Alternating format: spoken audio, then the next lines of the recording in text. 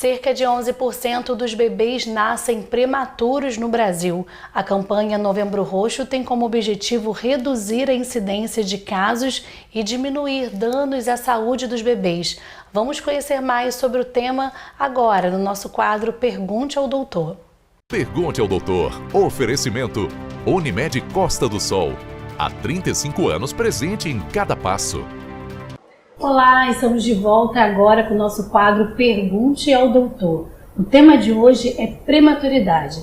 Para bater esse papo com a gente, eu recebo novamente o Dr. Joel Tavares Passos, ele que é coordenador das UTIs do Hospital Unimed Costa do Sol. Doutor, mais uma vez, bom dia, muito obrigada pela sua participação aqui com a gente. Quem o senhor trouxe para a gente conversar sobre esse assunto? Bom dia, Gabriela, bom dia a todos os ouvintes. Hoje nós vamos ter a presença ilustre da doutora Jaunéia, que é especialista em pediatria e neonatologia pela Sociedade Brasileira. Além disso, ela é a coordenadora da nossa UTI neonatal. Ou seja, hoje nós vamos conversar um pouco sobre o que nós chamamos de Novembro Roxo. Aliás, vocês duas estão bem caracterizadas aqui, ambas de roxo, e você com uma camiseta bastante ilustrativa que fala sobre o Novembro Roxo. Afinal, o que significa Novembro Roxo? Bom dia a todos. Novembro Roxo é um mês que foi destacado para se lembrar e fazer uma conscientização a respeito da prematuridade. Surgiu a partir da fundação de uma organização na Inglaterra de cuidados com a infância, em que um dos fundadores ele teve filhos trigêmeos prematuros e vivenciou essa experiência e viu a necessidade dessa conscientização a nível de autoridades, da sociedade, para que a gente tente reduzir esse número de nascimentos prematuros e possa dar suporte a esses bebês que nascem antes do tempo.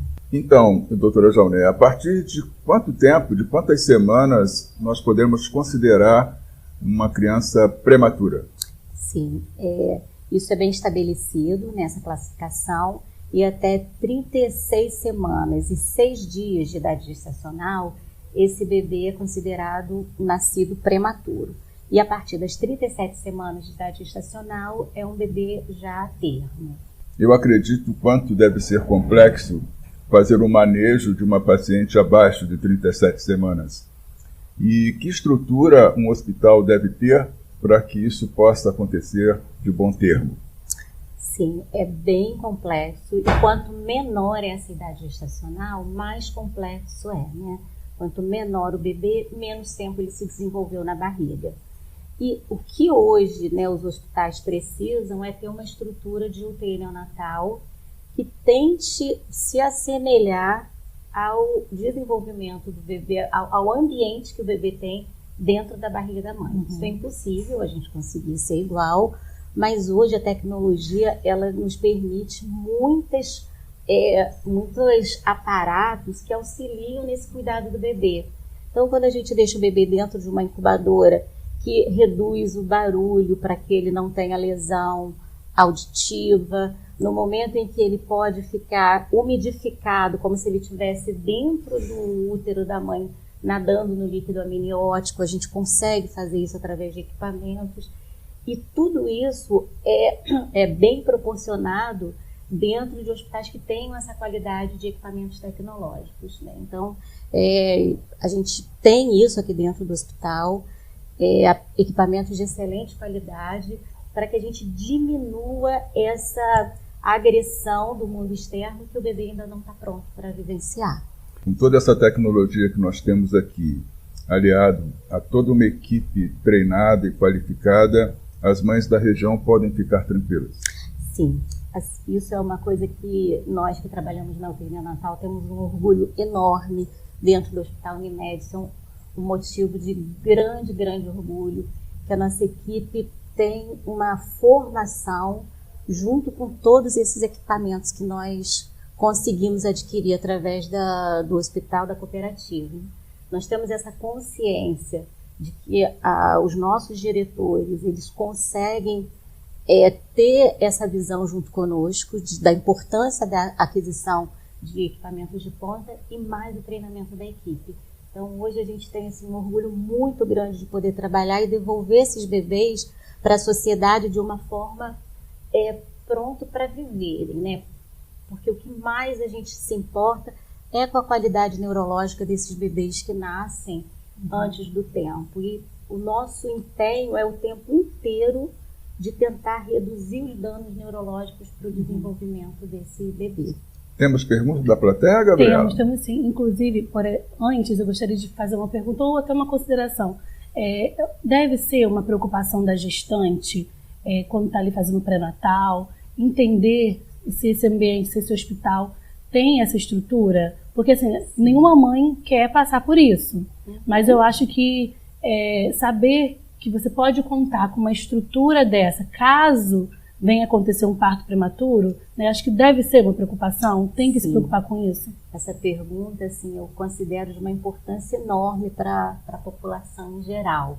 Porque é exatamente isso, ninguém quer, mas quando se faz necessário esse suporte, você precisa estar num lugar que te proporcione isso. E precisa ser rápido, né? Precisa ser rápido, porque você transportar um bebê não é o ideal. Essas agressões que eu falei agora, né, que a gente tenta proteger o bebê dentro de uma incubadora, não é só o lugar fechado, são várias coisas que a gente tem que evitar, inclusive danos neurológicos naquele momento de um transporte. Então, quando você tem um bebê dentro de um hospital que te oferece essa estrutura, é uma segurança muito grande. E eu acho muito importante você colocar isso, Gabriela, porque hoje em dia, obviamente, com a gente querer promover um parto mais natural, mais próximo da família com o bebê, às vezes as pessoas não avaliam esse lado do risco, tanto para o bebê quanto para a mãe. Então a gente precisa ter cautela nesse desejo de ter um parto natural. Ele pode ser natural, ele deve ser o mais próximo da naturalidade possível, mas quando alguma coisa não vai bem, a gente precisa saber que existe o suporte, o hospital é feito exatamente para isso. Nós temos perguntas assim, ó, a primeira pergunta é da Janeide. Vamos ver qual é a dúvida dela. Bom dia, doutor.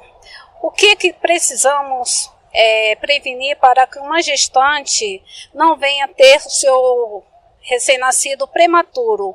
O que precisamos fazer para que isso não venha acontecer? Essa pergunta é uma pergunta um pouco difícil de responder. A gente tem algumas coisas que a gente deve fazer para reduzir o risco de parto prematuro, mas nem sempre, mesmo que a gente faça tudo correto, ainda assim existe o risco de um bebê nascer prematuro. A gente não sabe todas as causas ainda para que isso aconteça, mas o que reduz bastante esse risco é um pré-natal feito adequadamente, com uma alimentação adequada da mãe, a abolição, o extermínio de qualquer uso de medicamentos e substâncias que possam agredir o bebê, um controle de infecção para que ela não adquira doenças, né, não ter contato com pessoas doentes, para que ela não passe isso para o bebê. Então, essas são as orientações principais. Um pré-natal bem acompanhado, com uma alimentação saudável, cuidados bons de saúde, sempre vão ajudar a reduzir esse risco. Maravilha. Temos a próxima pergunta da Joyce, vamos ver. Olá, doutor, bom dia, meu nome é Joyce, eu sou prematura, nasci de 7 meses, falaram comigo que a partir de 8 meses é mais arriscado, afinal de contas, quantas semanas que é mais arriscado? Oi, Joyce, você está muito bem, como uma pessoa que foi prematura, né, de 7 meses, a gente não conta o tempo de gravidez por meses, né, a gente conta por semanas, então mais ou menos 7 meses vai dar umas 28 semanas de idade gestacional. Isso é um mito que existe, eu nunca descobri porquê, né? As pessoas falam que a partir de 7 meses o risco é maior. Isso não é verdade, né? O risco ele aumenta para um bebê prematuro quanto menor ele é, quanto menos tempo de vida, porque ele tem menos desenvolvimento dos órgãos, ele tem menos condição respiratória, ele tem menos condição de se alimentar. Então, quanto menor, maior esse risco. A próxima pergunta é da Nilza. Vamos ver, doutora? Sim. Bom dia, doutor. Eu queria saber qual é a consequência de uma criança prematura? As consequências podem ser milhares. Tudo depende de como esse bebê prematuro ele foi cuidado e como ele foi evoluindo ao longo do desenvolvimento.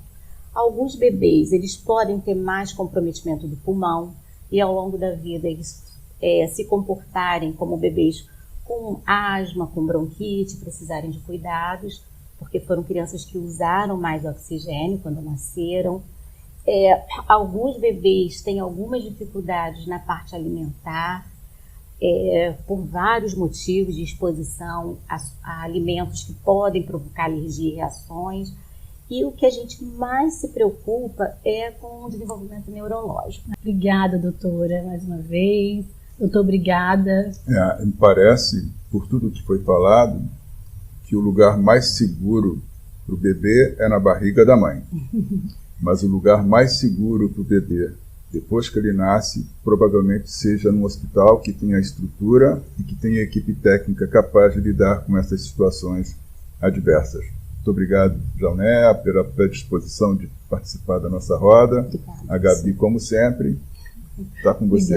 Obrigada, gente. Obrigada a você.